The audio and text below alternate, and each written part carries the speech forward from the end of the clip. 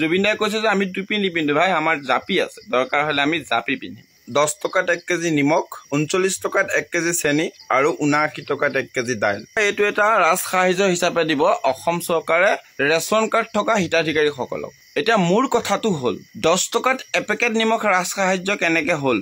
মোৰ গেলামাল দোকান আছে, মই যদি মোৰ গেলামাল দোকানত 50টা পেকেট থাকিব এবেগ নিমখ কিনি আনো, তেতিয়াহ'লে তাত পইচা ল'ব 420 টকা নে 450 টকা। তাৰ মানে 9 টকাকে পৰি আহে বা 8 টকা 70 পইচা মানকে পৰি আহে। এতিয়া মই সেই পেকেট নিমখ 16 টকাকেও বিকিব পাৰো, মানে 18 টকাকেও বিকিব পাৰো। তাৰ MRP লিখা থাকিব 18 টকা নে 20 টকা। 10 টকাকে বিকিলেও মোৰ লাভ থাকে 50 টকা মান, 80 টকা মান। গতিকে এতিয়া চৰকাৰী দোকানখনত এজন মানুহৰ পৰা 10 টকা ল'ব, তাৰ মানে 8 টকা নিমখ পেকেট কিনি আনি 10 টকা ল'ব, 2 টকা তাৰমানে চৰকাৰে লাভ ল'ব। আৰু 79 টকাত 1 কেজি মচুৰ দাইল। আপোনাৰ মচুৰ দাইল একদম লোৱেষ্ট মচুৰ দাইলটো 55ৰ পৰা আছে 75লৈকে বা কিবা কিবি ৰুপিলৈকে। 75ৰ পৰা 80 কিমানলৈকে মিডিয়াম দাইল এটা পায়। আৰু যিবিলাক পৰচ চৰচ এইবিলাক হৈছে 95ৰ পৰা 100 টকা পৰ্যন্ত এতিয়া হোলচেল চলি আছে। এতিয়া চৰকাৰে কোনটো দাইল বা দিব 79কে? যদি 69 ৰুপিছ দাইলটো 79কে দিয়ে, তাৰ মানে এইটো একো ৰাজসাহায্য নহয়, এইটো একদম মানুহক বুৰ্বক বনাইছে। আমাৰ মায়ে ৰাজসাহায্য পাব, মায়ে কৈছে 117 টকা লাগে। মোৰ হাতত যদি কোনোবাই 117 টকা পইচা জমা দিয়ে, এপেকেট নিমখ, 1 কেজি চেনি, 1 কেজি মচুৰ দাইল মই নিজে দিম।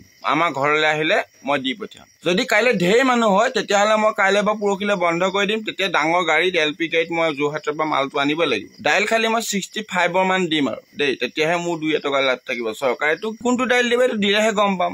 দাইল 55ৰ পৰা আৰম্ভ কৰি 89লৈকে আছে। 75ৰ দাইলটো যদি দিয়ে তথাপিও 4 টকা লাভ হ'ব চৰকাৰ। মই ক'লো নহয় 117 টকা পইচা যদি দিয়ে, আমাৰ ঘৰলৈ আহিলে মই 1 কেজি দাইল, এপেকেট নিমখ আৰু 1 কেজি চেনি মই ধুনীয়াকৈ বান্ধি কৰি পলিথিনত ভৰাই কৰি দি পঠিয়াব। নহয় তেতিয়া ৰাজসাহায্য হ'লহেঁতেন যদিহে এনি টাইম এনিহুৱে ৰেচন কাৰ্ডখন দেখাই দিলে মানুহজনে 79 ৰুপিছত য'তে ত'তে 1 কেজি মচুৰ দাইল কিনিব পাৰিলেহেঁতেন।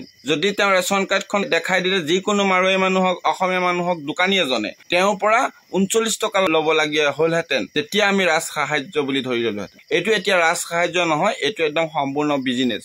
এইটোত সম্পূৰ্ণ নিমখৰ পেকেটত প্ৰায় 2-3 টকা লাভ লৈছে, মচুৰ দাইলত প্ৰায় একদম 9ৰ পৰা 10 টকা পৰ্যন্ত লাভ লৈছে, আৰু চেনিত 2 টকা 3 টকা মান লাভ লৈছে। কাৰণ 1 কেজি চেনি আমি হোলচেল বিকিবলৈ আনিলে 44 বা 43 লয়, আৰু সেই কেজি চেনি যোৰহাটৰ মাৰোৱাৰী আহি গোলাঘাটত পেলাই থৈ যায়হি, যাতে গোলাঘাটৰ মানুহজনে 43ত বিকিব পাৰে। তেওঁলোককো 2-3 টকা লাভ দিয়ে, তেওঁলোকে মানে 40 টকা মানত লয়। যোৰহাটৰ মানুহে একদম নিজৰ গাড়ীৰে লৈ মেলি আহি গোলাঘাট, দেৰগাঁও, ঢেকীয়ালত পেলাই থৈ যাবহি, মানে 40 টকা মানত। আৰু তেওঁলোকৰ হয়তো 35 টকা মানত কিনি আনিছে, কাৰণ গাড়ীয়ে গুড়াই লেবাৰে চেবাৰে 2 টকা লাভ হৈ কামটো কৰিব নোৱাৰে। 5 টকা মান পাৰ কেজি চেনি লাভ থাকিলেহে যোৰহাটৰ পৰা ঢেকীয়ালত পেলাবহি পাৰিব। গতিকে চেনিটো তেওঁলোকে 4 টকা 5 টকা লৈছে। গতিকে এইটো গোটেইটো কোনোবা পুঁজিপতি মানুহৰ লাভ হোৱাৰ বাহিৰে বেলেগ কাৰো একো লাভ হোৱা নাই। এইটো হৈছে ডাঙৰ ডাঙৰ এটা মানে আমাৰ ৰাইজক টুপি দিছে। আমি জুবিন দাই কৈছে যে আমি টুপি নিপিন্ধো ভাই, আমাৰ জাপি আছে, দৰকাৰ হলে আমি জাপি পিন্ধিম। এইটো আৰু বেছি দিন নচলে, খুব বেছি 15 দিন মান, এই ইলেকশ্যনৰ আগলৈকে কেইবাৰমান দিব, তাৰপিছত এইখন বন্ধ চেচ।